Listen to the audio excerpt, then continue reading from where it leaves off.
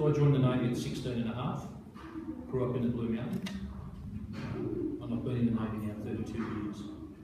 What was your main reason to join the Navy? I think from about 12 years old, it's something I always wanted to do. I don't know why. My mum, my dad, my grandparents weren't in the Navy, so we didn't really have a connection to defence. I suppose like any job, like you would experience at school, there's great days, there's okay days, and then every now and then there's a bad day.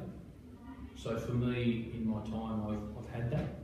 The good times have far outweighed the bad, and I think what makes the good times are the people that you work with. How do you celebrate ANZAC Day? Quite often it depends on the command or where you're working at the time. So in the last few years, because of my position, I had to attend the dawn service. It didn't matter that I had to, I wanted to do it. So I would do the dawn service, then we would do a small commemorative service at Garden Island, then we would do the main march, and we would march with the state governor at the front of the parade. Then we'd have a break till about 1 o'clock in the afternoon, then do a commemorative service in Hyde Park in the city. After that, there would be another service at Victoria Barracks in Sydney around 3 o'clock. And by 4:30, my official commitments for the day were finished. I would go home in the last few years, go home, have a barbecue, and literally a quiet, reflective beer with my family.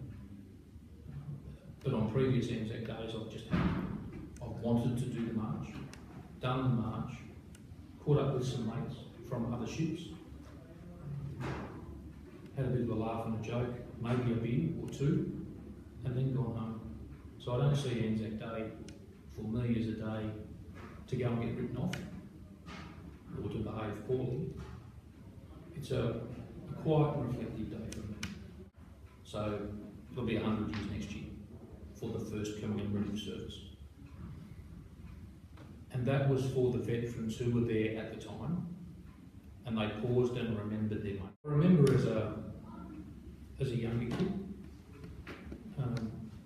the football club or the school would always participate in the ANZAC Day, where I grew up. So the meaning it had changed for me, but no, I still commemorated or took part in an ANZAC Day service. But the meaning's definitely changed over time. And do you think it's important to remember the ANZACs, and why? Yes, I do, but I think my view's a bit tainted there. What would be the challenges of the future for the Australian military? Maintaining a current workforce, and one that's flexible enough to adapt to whatever the risk may be. So we can't sit back and rest on our laurels or our past victories. You have to keep pushing, and you have to be ready for whatever the next thing is, and what is the next thing. So I think that's our biggest challenge. We'd like to thank you very much for your time today Well, and all that information that you shared with us. Thank you.